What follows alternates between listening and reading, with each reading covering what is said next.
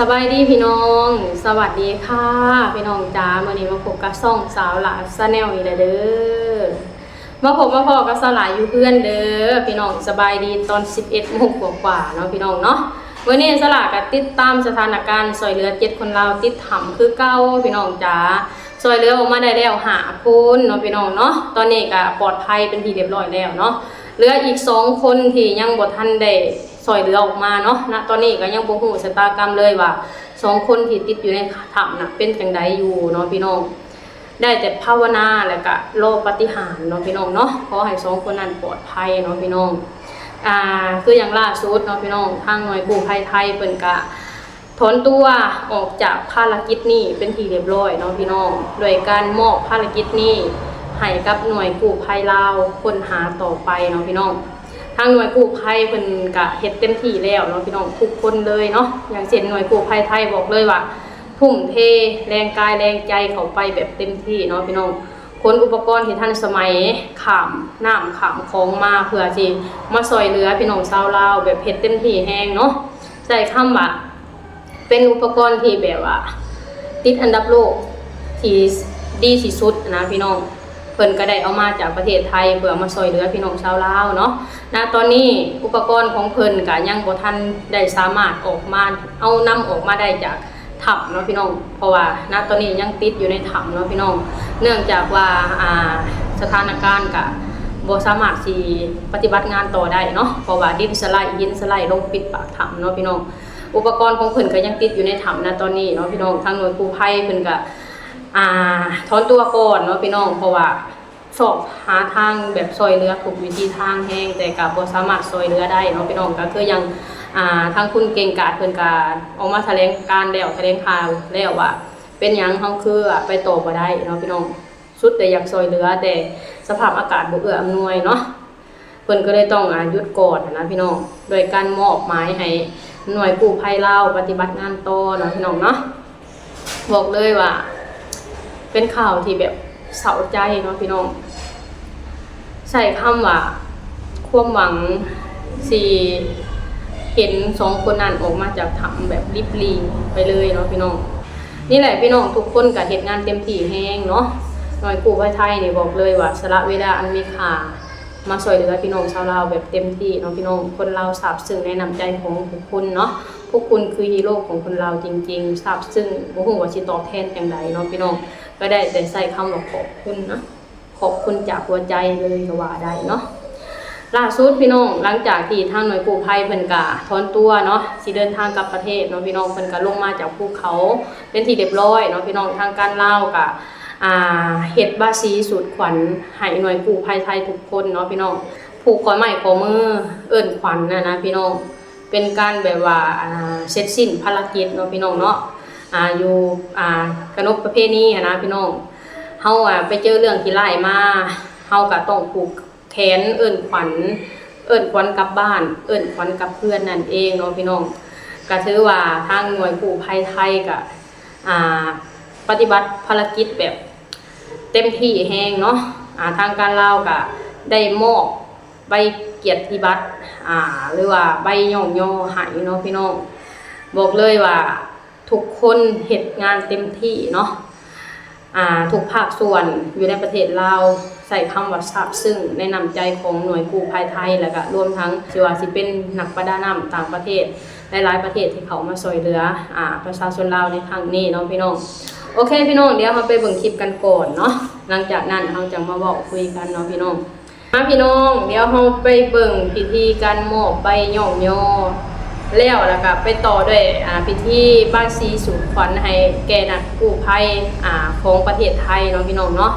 บอกเลยว่าบรรยากาศลุ่มลื่นเนาะพี่น้องเต็มไปด้วยความอบอุ่นเนาะพี่น้องเนาะเต็มไปด้วยความซาบซึ้งของประชาชนลาวทุกคนเนาะพี่น้องไปเดี๋ยวเราไปเบิ่งคลิปกันก่อนเลย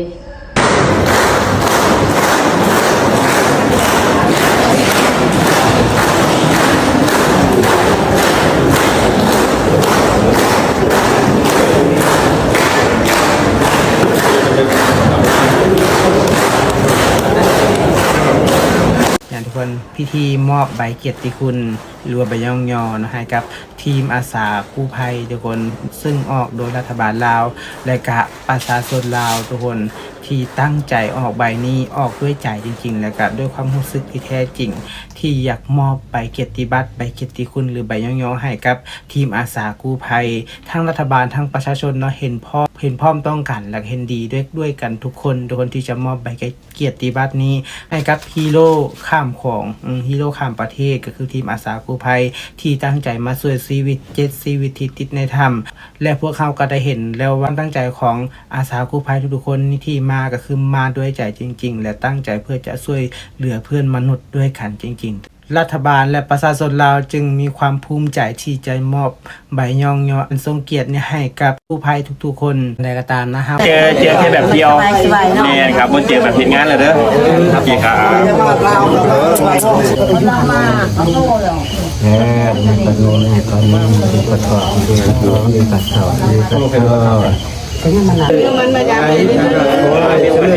นี่คนติดทำมัดให้เองเลยนะนี่เด้อ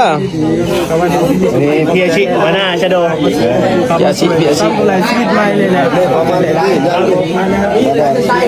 นี่ยังเนาะมาไปดำด้วยเขาจะนอกถ่ายคนนี้อันนี้คนเต่าคอยอ่ายมีสมนิสัยคอยอ่ายทางกับประเทศไทยโดยมีสมบัติภาพนอก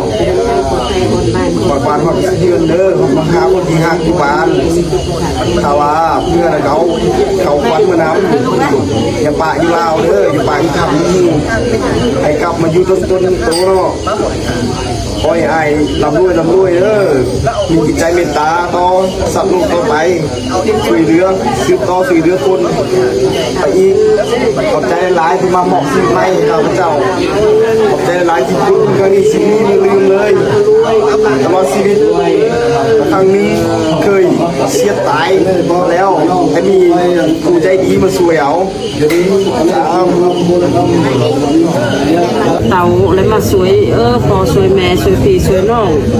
เขาก็เลยมาเป็นปู่เป็นคนนะเขาบอกเรื่องบุญเรื่องคุณมีสายไฟมีคุณสายบุญพระเจ้ามาเขามาแขน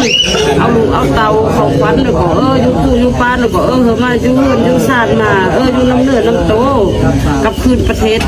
เข้ามาอยู่น้ำรุงน้ำเมียตอนนี้เมื่อนานแล้วก็ลูกเต่าสุขภาพแข็งแรงลำด้วย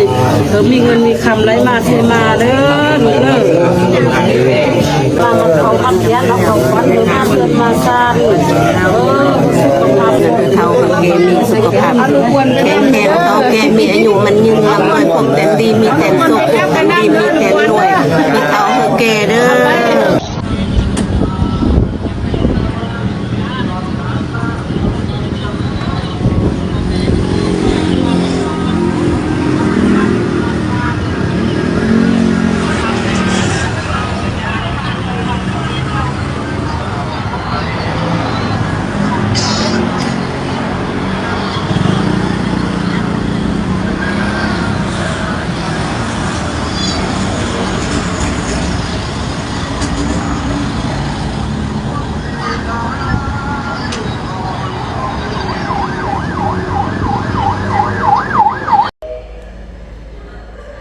นี่แหละพี่น้องอันนี้ก็คือพิธีหมอบใบย่องย่อเนาะแล้วก็พิธีป้าสีสุดขวัญผูกข้อไม้ข้อมือเอิ้นขวัญนักกู้ภัยไทยเนาะพี่น้องบอกเลยว่าเต็มไปด้วยความอบอุ่นเนาะเต็มไปด้วยความซาบซึ้งในน้ำใจของคนไทยที่มาช่วยเหลือพี่น้องชาวลาวในครั้งนี้เนาะผู้ประสบภัยทั้งหาก็ได้มาร่วมงานมาผูกแขนเนาะบอกเลยว่าขอบคุณที่มาให้ชีวิตใหม่แก่พวกเขาเนาะแล้วก็ขอให้ทีมกู้ภัยทุกคนมีสุขภาพแข็งแรงเป็นช่วยเหลือผู้ตกทุกข์ได้ยากแบบนี้ขอให้ร่ำรวยเฮงๆเนาะพี่น้องบอกเลยว่าเต็มไปด้วยความซาบซึ้งเนาะพี่น้องทั้งชาวบ้านผู้เฒ่าผู้แก่กับพากันมาผูกแขนเพื่อนขวัญบอกเลยว่าเห็นแล้วก็อบอุ่นเนาะพี่น้องเนาะทางหน่วยกู้ภัยไทยก็เต็มที่กับภารกิจนี้แฮงเนาะพี่น้องบอกเลยว่าทุกคนเสียสละเวลาอันมีค่า ทุ่มเทแรงกายแรงใจเพื่อช่วยเหลือผู้ประสบภัยแบบเต็มที่แห้งเนาะพี่น้องความหวังของหน่วยกู้ภัยทุกคนก็คืออยากเห็นผู้ประสบภัยปลอดภัยทุกคนเนาะแต่ก็มันเหนือความพยายามแล้วเฮ็ดเต็มที่แล้วเฮาก็ต้องถอยเนาะพี่น้องถ้าหากว่าเฮายังสิแบบดันทุลังยังดื้อสิเข้าไปอีกคนที่ประสบภัยต่อไปก็คือสิเป็นหน่วยกู้ภัยเนาะพี่น้องเพราะว่าสถานการณ์ก็เตือนหลายอย่างเนาะพี่น้องบ่ว่าสิเป็นหินสุดบ่ว่าสิเป็นพวกหินดินทรายแบบว่าถมถังเข้าไปในถ้ำนะพี่น้องถ้าหากว่าเฮายังดื้อสิเข้าไปอีกก็ความเสียหายมันก็สิบ่อยู่ใน2คนเนาะมันก็แห่งสิล่วงหลายไปกว่าหันนะพี่น้องทางหน่วยกู้ภัยรวมทั้งภาคส่วนต่างๆเขาเจ้าก็ได้ลงมติแล้วเขาเจ้าได้ตัดสินใจร่วมกันแล้วว่าสิยุติก่อนเนาะถ้าหากว่าฝ้าเปิดปากถ้ำบ่สำรุดเขาเจ้าก็สิกลับมาอีกเนาะพี่น้องณตอนนี้ทางหน่วยกู้ภัยเพิ่นก็ได้มอบภารกิจนี้ต่อให้หน่วยกู้ภัยลาวสืบต่อค้นหาอีก2คนที่เหลือต่อไปเนาะพี่น้องเฮาก็ได้แค่ภาวนาว่าให้2คนนั้นปลอดภัยแล้วก็ได้แค่รอปาฏิหาริย์เนาะพี่น้องเนาะส่วนครอบครัวก็ต้องทำใจนะพี่น้องสละเห็นแล้วสละก็สงสารเด้อีกคนหนึ่งก็มีลูกน้อยอีกคนหนึ่งก็กำลังท้องอยู่3 เดือนนะพี่น้องมันเป็นสิ่งที่อนาถใจเลยพี่น้องสำหรับผู้หญิงคนหนึ่งสิรับได้เนาะพี่น้องเนาะบอกเลยว่าความสูญเสียในครั้งนี้มันมหาศาลนะพี่น้องทางหน่วยกู้ภัยเพิ่นก็บ่ได้นิ่งนอนใจเด้คืออย่างพี่น้องชาวไทยหน่วยกู้ภัยไทยเพิ่นก็ได้มอบเงินช่วยเหลือเบื้องต้นให้แต่ละครอบครัวเนาะพี่น้องรวมเป็นเงินก็ประมาณ 90,000 บาทเฉพาะพี่ปอนจักกิจเนาะแล้วก็อีกหลายๆคนก็มอบเงินช่วยเหลือให้คือกันนะพี่น้องเห็นในความมีน้ำใจของพี่น้องชาวไทยบอกเลยว่าซาบซึ้งแฮงเอาเหือเอาแฮงเอาอุปกรณ์ที่ท่านสมัยมาซอยแล้วยังบ่พอยังซอยเงินซอยคำอีกนะพี่น้องเห็นแล้วซาบซึ้งเนาะสละก็ในฐานะที่เป็นคนลาวก็บอกเลยว่าขอแสดงความซาบซึ้งน้ำใจของคนไทย